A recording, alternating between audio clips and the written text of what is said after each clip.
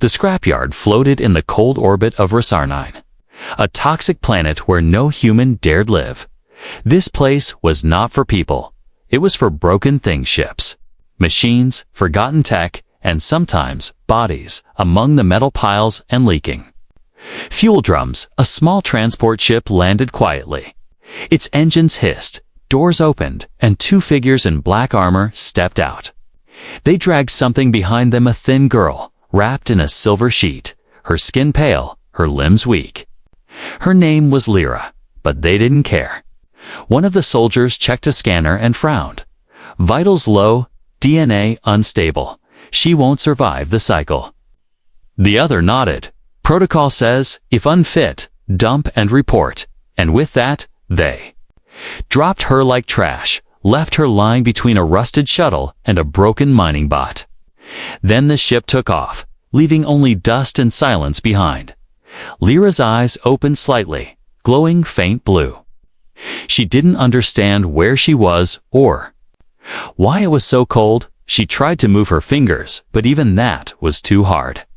Her breath came in soft gasps, and pain filled every part of her body. She had been sick for weeks, maybe longer. The voices had said she was a failure, not worth fixing. Now she was alone, dying among junk, far away. Inside an old cargo ship parked near the edge of the yard, a man named Jonah Hale was working. He was a scavenger, a man who once served as a combat medic in Earth's border wars. Now, he spent his days looking for parts to sell and his nights trying to forget the past. He walked through the junk with a scanner, looking for anything still working: power cells, core drives, cooling units, as he passed by the mining bot. His scanner beeped strangely. He frowned, tapped the screen, and followed the signal. That's... When he saw her at first, he thought it was a doll or a mannequin thrown away. But then he noticed her chest move. Barely. His heart jumped and he rushed forward, kneeling beside her. "Hey, can you hear me?" he asked, gently touching her face. Her skin was ice cold, her breathing shallow. Jonah pulled out his medkit and quickly scanned her. The screen flashed red, showing critical signs. DNA mismatch, hybrid unknown, too far gone, the scanner said. But Jonah didn't listen. He looked at the tag on her wrist. It said Subject L9, decommissioned. Unstable, dispose. Something in him twisted. He had seen this before in the war, when medics were told to leave the injured behind, but he hadn't listened back then either, and he wouldn't now. Carefully, he lifted her in his arms. Shocked by how light she was, she didn't wake up, only gave a small whimper. Jonah carried her back to his ship, ignoring the scanner's warnings. Inside, he cleared his bunk, laid her down, and connected her to an old 4 unit. He checked her pulse, adjusted her temperature, and began emergency care. Hours passed, and still, she didn't wake, but her vitals began to improve. Just a little. Jonah watched her, cleaning the wounds on her arms. Who was she? Why did they leave her here? She looked young, maybe 16 or 17, with strange patterns on her skin, half human, half alien. He didn't understand what she was. But that didn't matter. She was alive. He left the room to cook something warm: old soup, powder, and water. As he stirred the pot, memories came back. He remembered the boy he couldn't save during the siege of Korlanfi. The command had said to injured, move on. Jonah had obeyed, but the guilt never left. This time, he wouldn't make the same mistake. Suddenly, he heard a noise, soft and broken. He ran back to the room. Lyra's eyes were open, just a little, looking around in fear. It's okay, Jonah said, raising his hands. You're safe now. She tried to speak, but no sound came. Her eyes rolled back, and she passed out again. But that moment it was enough. She was fighting to live, and Jonah would help her. He locked the ship doors, turned off external signals, and shut the scanner down. He knew someone might come looking for her, but for now, she was hidden. He sat beside her bed, watching her chest rise and fall, slow but steady. I don't know who you are, he whispered, but you're not dying here, outside. The stars above Resar 9 blinked cold and silent. Inside, a small light had started to glow. Faint but real. And in the darkness of the junkyard, a promise was made. She was no longer alone. Lyra stayed unconscious for 2 days. During that time, Jonah barely slept. He checked her pulse, her temperature, and cleaned her skin carefully. With warm cloths, her breathing was still weak, but it was no longer fading. Jonah kept her connected to old medical machines, some of which he had repaired himself using junk parts. They beeped quietly, showing slow improvement. That gave him hope. On the 3rd day, her fingers moved again. Jonah was sitting beside her, holding a small cup of soup when her lips twitched slightly. He leaned closer. Lyra, he said gently, using the name written on her tag, can you hear me? Her eyes opened slowly, her pupils unfocused. She stared at him, confused and scared. It's okay. You're safe, he said softly. You're on my ship, and I'm not going to hurt you. Lyra's mouth moved, but no words came. Her throat was dry, her lips cracked. Jonah quickly lifted the cup and used a spoon to give her a little broth. She swallowed with difficulty, but it stayed down. That's it, Jonah smiled. You're stronger than they thought. Lyra looked at him again, this time with a bit of awareness in her eyes. Then she closed them and fell asleep again. But Jonah knew now she was healing. Over the next few days, Jonah helped her sit up. He used his salvaged AI nurse module to guide her healing process. Lyra remained quiet, still afraid, but she followed his instructions slowly. She wore loose clothes he had found from storage. Her body was covered in scars, some fresh, some old. Jonah never asked about them. He waited until she was ready. On the 6th day, Lyra finally spoke. Her voice was soft and shaky. Why did you save me? Jonah looked at her and paused. I saw someone dying, he said, and I couldn't leave them behind. No one ever saves me, she whispered. They always throw me away. Jonah leaned closer and said, well, I'm not like them. She looked down at her hands, long fingers with faint glowing veins. I'm not human, she said, not fully. Jonah nodded. I figured. I was made in a lab, she added, grown fast, trained to fight, but something went wrong inside me. She tapped her chest lightly. They said, I'm broken.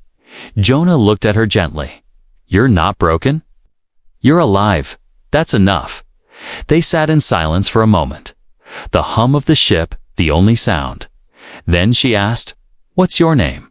Jonah, he said with a small smile. Jonah Hale, I'm Lyra, she said softly. Even though they both already knew that, saying her name out loud made her feel more real, more human. Each day, she got stronger. Jonah taught her how to heat food, fix small circuits, and walk slowly through the ship. She learned fast. Faster than any normal human. Her mind was sharp, and her eyes studied everything carefully. But sometimes, in the quiet moments, her hands would shake.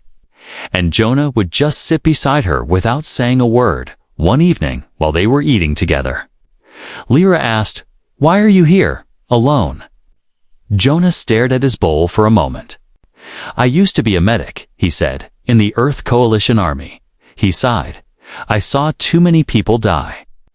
And one day, I couldn't take it anymore. So I left, took this old ship, and started salvaging in dead zones like this. Lyra nodded. You ran away. Jonah gave a sad smile. Yeah, I did. But sometimes running away brings you to where you're needed. Lyra didn't answer, but her eyes softened for the first time. She felt a little less alone. She was still afraid, still unsure of her future. But she had food, warmth, and someone who didn't treat her like trash. That meant more than she could say. Late that night, Jonah was repairing a broken sensor when he heard a quiet knock at the control room door. Lyra stood there, holding a blanket. I had a nightmare, she said. her voice barely above a whisper. Jonah nodded and moved aside. "Come in," he said. She sat on a bench near the wall and wrapped the blanket around herself. Jonah didn't ask what the dream was about. He just worked quietly, letting her know she wasn't alone. For the first time since being thrown away, Lyra didn't feel like a mistake. She felt like a person, and Jonah, who had lost everything, felt like maybe he had saved more than just a life. Maybe, in saving her, he was also saving himself. Outside, the scrapyard remained silent, but inside the ship, something rare was growing. A bond not built on blood or duty, but on choice. A man who chose to care, and a girl who chose to believe him. Lyra stood at the edge of the ship's open bay, watching the stars. They blinked silently, distant and cold, just like the world she had escaped. Her hands were wrapped around a cup of warm broth Jonah had made. She didn't say much, but her eyes held questions, deep ones that didn't have easy answers.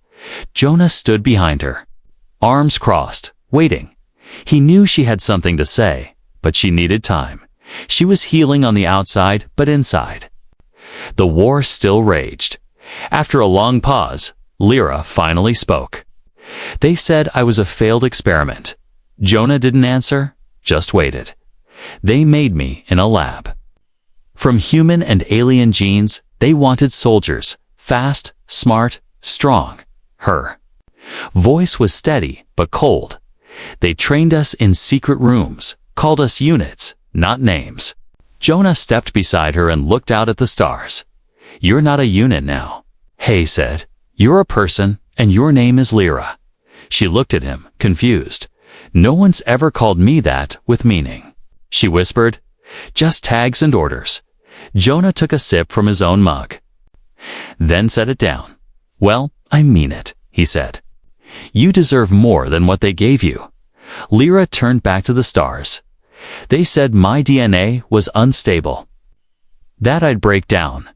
Then they started putting us in stasis, hoping one of us would survive longer. I lasted the longest," she added with a bitter smile. "So they tested harder, pushed more." She raised her sleeve and showed a long scar on her arm. "This one was for a nerve experiment," she said. "Didn't work, just hurt." Jonah looked away, his jaw tight. He had seen cruelty before, but not like this. The worst part was how calmly she spoke, like pain was normal to her. He didn't want to scare her with anger, so he stayed quiet, letting her speak freely. She looked at him again. "I don't understand you," she said. "Why risk yourself for someone like me?" Jonah shrugged. "Because I've seen people throw away others who needed help. I didn't stop them back then, and I live with that. I wasn't going to let it happen again." Lyra studied his face, trying to read the truth in his words. After a few seconds, she nodded slowly. "I believe you," she said, "and that scares me." "Why?" Jonah asked. "Because if I believe someone cares," she said, "then I'll feel it when they leave." Jonah sighed. "I'm not going anywhere," he said, "not unless you tell me to." His voice was steady, honest, and in that moment, something shifted in Lyra's eyes, something softer, something uncertain but real. Later that day, Jonah took her to the ship's small training bay. It was dusty and half broken, but it had enough space to move.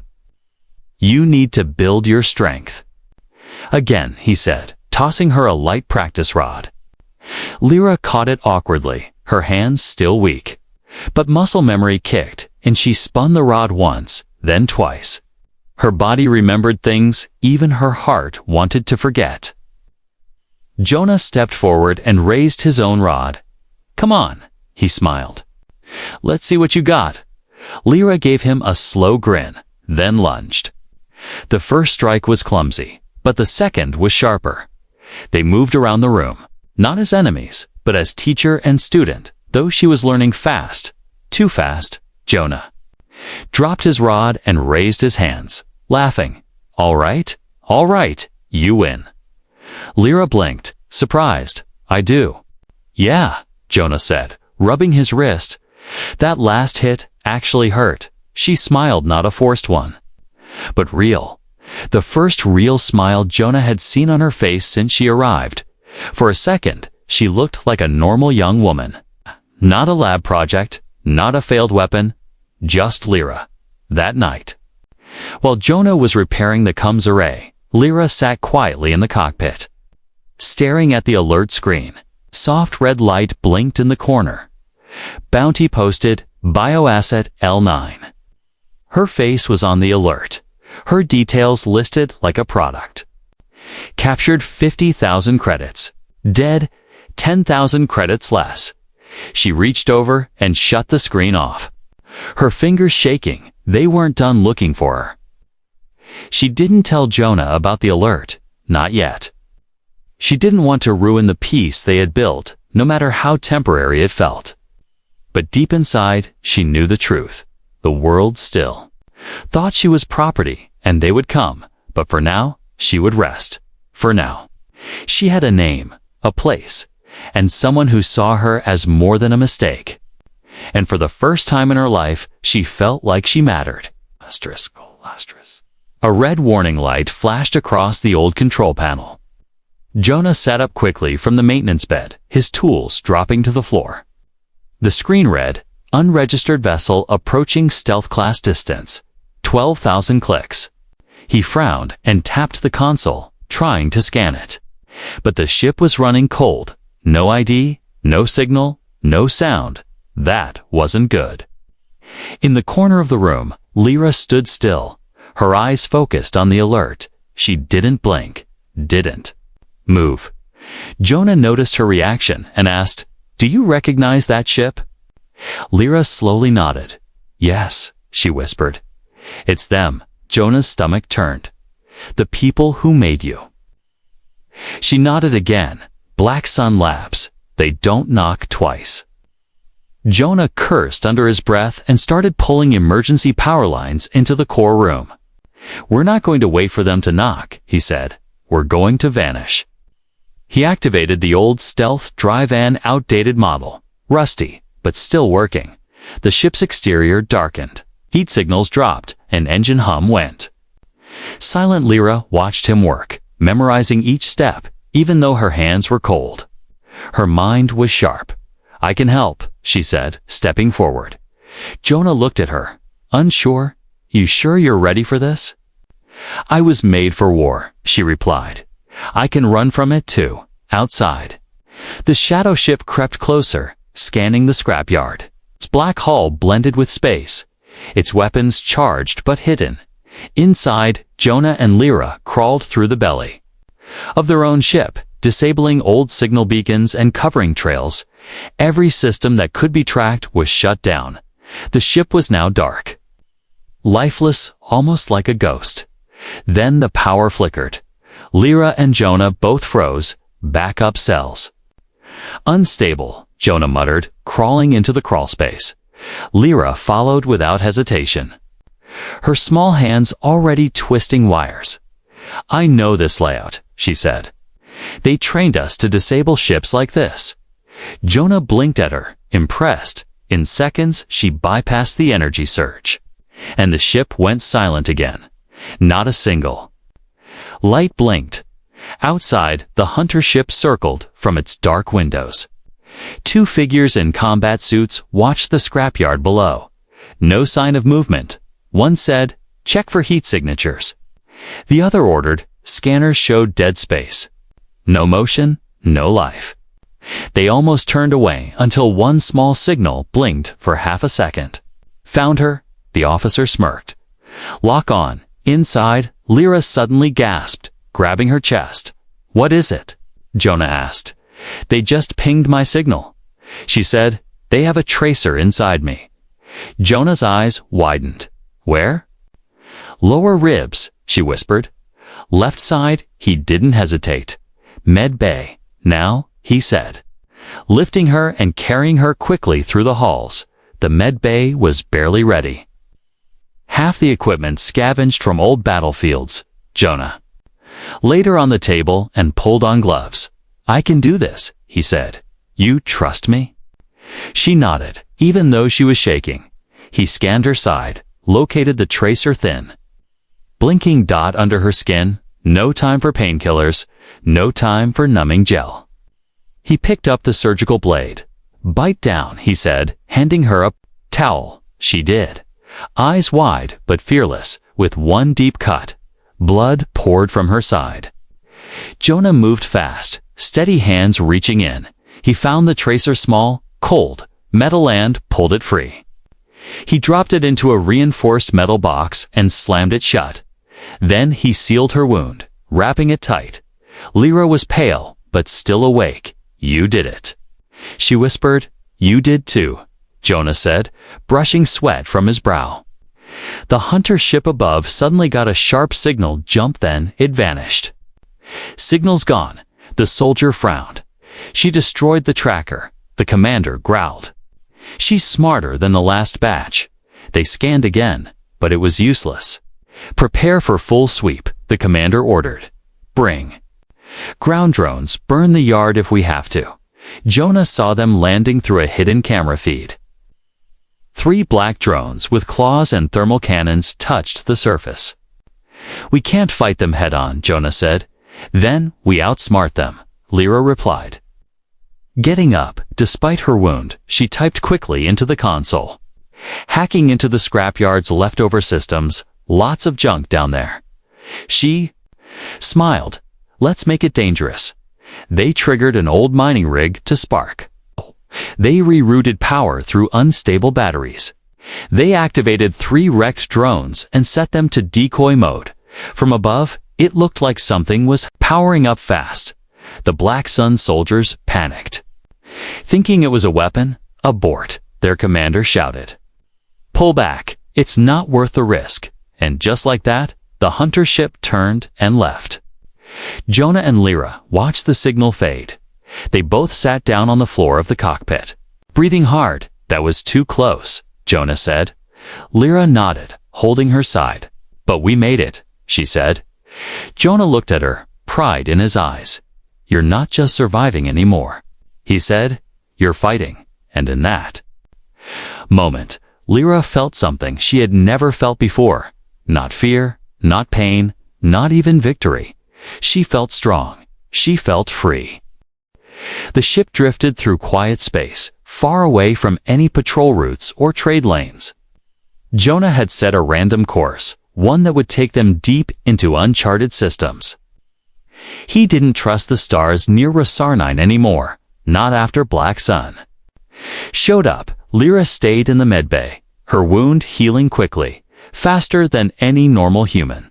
Her alien genes were doing more than just keeping her alive. They were changing something inside her.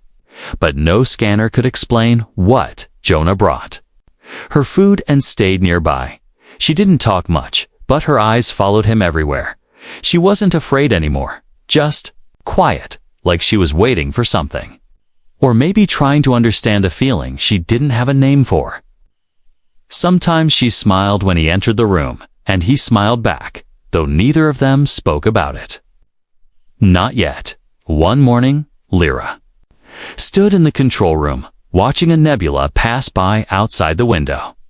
Soft blue light wrapped around the ship, making everything glow. Jonah walked in, holding 2 cups of hot tea. You're up early, he said, handing her one.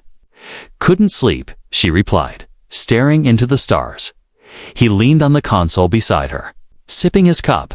You okay? She didn't answer right away. Then she looked at him and said, Something's different. Jonah raised an eyebrow. What do you mean? I feel heavy and tired, but not sick. She said slowly, I felt sick before. This isn't like that. Jonah set his cup down and gently placed a hand on her forehead. No fever, he said. Any other symptoms? She nodded.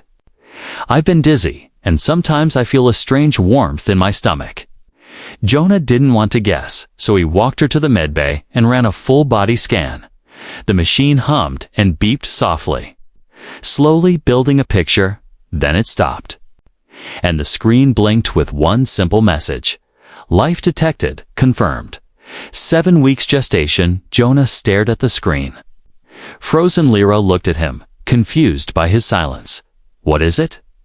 she asked, her voice soft. He turned to her eyes. "Wide, you're pregnant," he said quietly. Lyra blinked, not understanding. "That's not possible." She said, "I wasn't." "No one." She trailed off, her hand resting gently on her stomach. Jonah sat down beside her, still trying to process it. "I don't know how," he said, "but the scan is clear. There's life inside you." Lyra looked away, shaking. Her head, "I was designed to fight, not to carry life," she whispered. "They said I wasn't capable of this." Jonah gently took her hand. "Maybe they were wrong." He said. For a long moment, she didn't speak. Then she looked at him again, tears building in her eyes. "What do I do now?" she asked. Jonah squeezed her hand. "We protect it," he said. "Together." The days that followed were quiet, almost peaceful. Jonah made changes to the ship's softer lighting, cleaner quarters, and more food storage. Lyra began reading books on human pregnancy, learning everything she could. She was still quiet, but no longer distant. At night, she sat near Jonah in the cockpit, sometimes resting her head against his shoulder. Neither of them talked about the future out loud, but it hung in the air between them like a quiet promise. One evening, while they were working together on repairing the water purifier, Jonah noticed her humming. It was a simple tune, soft and strange. "Is that a song from your lab?" he asked. She shook her head. "No, I think I made it up." Jonah smiled. "Sounds nice." Later, Lyra asked him, "Do you think the child will be like me?" Jonah paused, thinking carefully. "I think the child will be lucky," he said, "to have a mother who survived everything and still found a way to care." She looked down, holding her stomach gently. "I don't know if I'll be a good mother." Jonah looked at her seriously. "You already are," he said, "because you care. And that's what matters." A soft beeping interrupted the moment. A nearby relay picked up a Signalan Old Earth language. Coded but clear. Jonah listened closely, frowning. "It's a message from a hidden colony," he said. "They're asking for help. A supply ship went missing." He looked at Lyra. "We don't have to answer it," he said, "but we could." She thought for a moment, then nodded. "Let's go," she said. "If they're in trouble, we should help." Jonah smiled, proud of her. They weren't just running anymore. They were moving forward. With purpose, a girl once thrown away. Now carrying life, a man once broken. Now standing tall beside her. Together, they set a new course. A new kind of life had begun, and in the silence of space, two hearts beat stronger than ever before. One born of hope, the other carrying it. The stars ahead looked calm, but Jonah knew better. Danger never shouted it, waited, it watched, and now it was following them again. He sat in the cockpit, eyes locked on the long-range scanner. A red dot blinked slowly. Far behind, too far for weapons. But close enough to chase. It had been there for hours, never getting closer, never falling back. Just watching. Lyra entered the cockpit, holding her stomach gently. She was almost 2 months along now, and her movements were slower, more careful. But her eyes were sharp. "Is it still following us?" she asked, already knowing the answer. Jonah nodded. "They're patient." "I'll give them that," he said. "Black Sun doesn't rush," she replied. "They wait until you run out of space." Jonah sighed, tapping the console. "We can't keep running forever," he said. "Our fuel's low, food's tight. And this old ship wasn't built for high-speed travel." Lyra sat beside him and leaned back. "What's the closest system?" Jonah pulled up a map. "There's an abandoned mining colony on the edge of the Kepler drift," he said. "Might be something useful there, or at least a place to hide." Lyra nodded, set course. The ship shifted, and the engines roared. Gently, they moved through a nebula, leaving trails of ion behind. The red dot followed, always in the same place. But Jonah wasn't afraid. Not anymore. Not with Lyra beside him as they neared the mining colony. Old satellites floated dead in space. Broken towers, rusted docks, and faded banners drifted silently. Jonah landed the ship near an old fuel rig, hiding behind metal wreckage.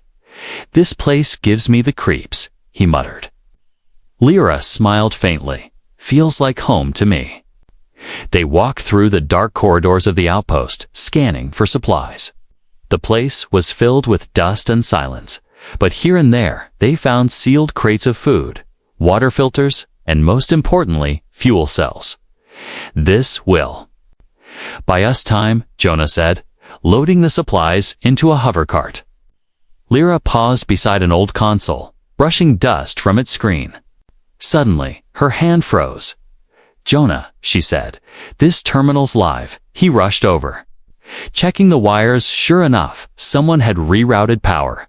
Then the screen blinked, showing a single message, "We see you." Jonah's heart dropped. "They're already here."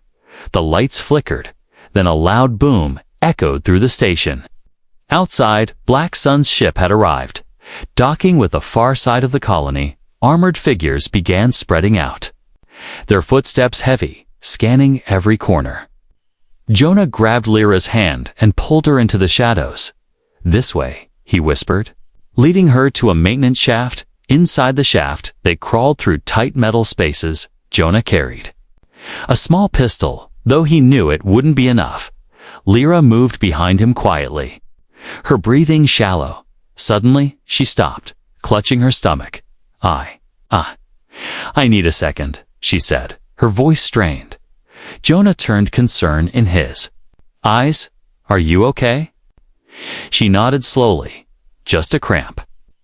I think the baby's reacting to the stress." Jonah knelt beside her, taking her hand.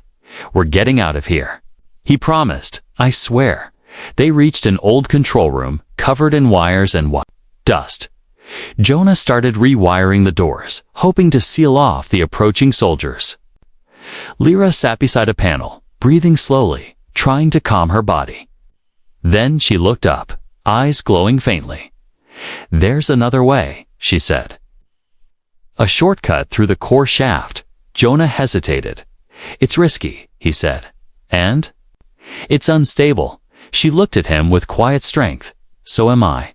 They moved again, slipping through vents and old tunnels. Behind them, the sound of boots and scanners grew louder.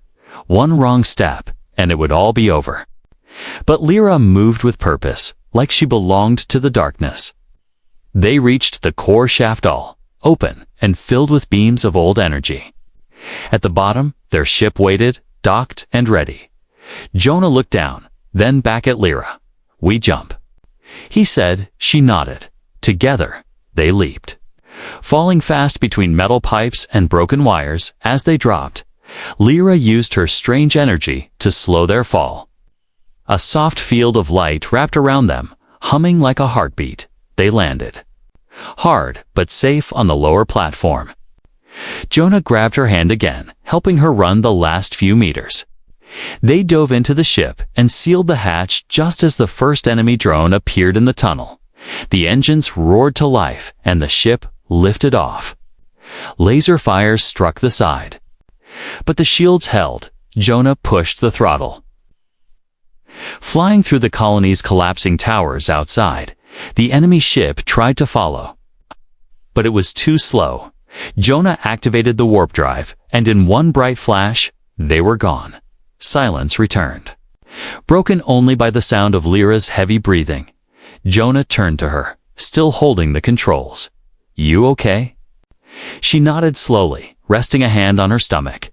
"I think the baby's okay too," she whispered. Jonah reached over, placing his hand gently over hers. "We're almost there," he said. "One more jump, and we'll be free." In that moment, as stars stretched around them, Lyra felt something she had never felt before. Not fear, not confusion. She felt safe, not just for herself, but for the new life growing inside her. The chase wasn't over, but hope was winning. The stars outside looked softer now, not cold or distant, but peaceful, like they were finally breathing again. Jonah and Lyra had jumped far beyond the mapped sectors, into a quiet part of space called the Whisper Zone. No trade routes, no colonies, no wars, just silence and light. They landed on a small green moon, orbiting a warm gas giant. The scanners showed oxygen, fresh water, and no signs of life, at least not the kind that could hurt them. It was the perfect place to rest, maybe even stay. Jonah walked down the ship's ramp and took a deep breath. The air smelled like pine and soft rain. Behind him, Lyra stepped out slowly. Hand resting on her belly, she looked around with wide eyes, the wind brushing her hair. "It's beautiful," she whispered. Jonah helped her build a small shelter near the lake. Using old ship parts and local wood, it wasn't much, just for walls, a roof, and warmth. It felt real. It felt like something worth keeping at night. They lit a fire and watched the sky turn from purple to gold. Lyra leaned on Jonah's shoulder, listening to the soft hum of nature for the first time. "I don't feel like someone's property," she said. Jonah looked at her, his voice gentle. "You never were." Each day, Lyra grew stronger, and so did the life inside her. She smiled more, slept better, and began to hum again. She painted simple symbols on the walls, mixing earth and alien styles. They planted seeds Jonah found in old storage, tiny vegetables and flowers that now peeked through the soil. Every small thing they built felt like healing, not just for her, but for both of them. One morning, Lyra placed Jonah's hand on her stomach. "Feel that?" she asked. A soft kick pulsed beneath his hand. Jonah's eyes widened, his lips forming a slow smile. "She's strong," he said. Lyra laughed. "You're sure it's a girl?" "It's just a feeling." Jonah grinned. "She's got your spirit.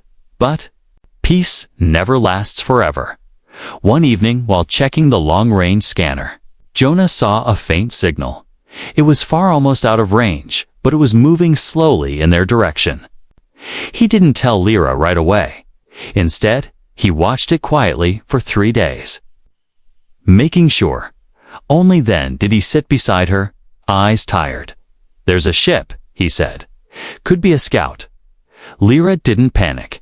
She took his hand, calm and steady. "What do we do?" Jonah looked at her, then out to the stars. "We protect what we've built," he said. No matter what, they spent the next 2 days preparing, not for war but for escape. If it came to that, Jonah reinforced the ship, checked emergency supplies, and charged the stealth drive. Lyra packed food, water, and made a warm place inside the ship's bunk for the baby. They weren't afraid, not anymore. They were ready, together, but the ship never came close. It turned away at the last minute, heading in another direction. Maybe it didn't detect them, or maybe someone out there was watching without trying to hurt. Either way, the danger passed, and Jonah exhaled the breath he'd been holding for days. That night, by the lake, Lyra looked up at the stars. Jonah stood beside her, arms around her shoulders. "You know," she said, "I used to wonder where home was." Jonah tilted his head, curious. "Do you know now?" Lyra smiled and touched her belly. "Home isn't a place," she said. "It's you." Jonah didn't speak, but he held her tighter. The wind blew gently, like the stars themselves were listening. And in that moment, under the glowing sky, nothing else mattered. Not the past, not the labs, not the people who once tried to break her. What mattered was now and what was coming next, later.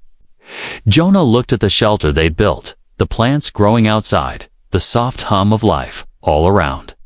He turned to Lyra and said, "We could stay here, raise the child, build more, make this our world." Lyra nodded, her eyes full of something bright and warm. "Yes," she said. "Let's stay." They didn't need permission. or papers, or protection from any empire. They had each other, and soon. They would have someone else, someone who would never be called an experiment. Or a subject, just a child, born from survival, raised with love. As the stars wheeled above, Jonah whispered, "We're not running anymore," and Lyra, half asleep beside him, replied softly, "No, we're already home."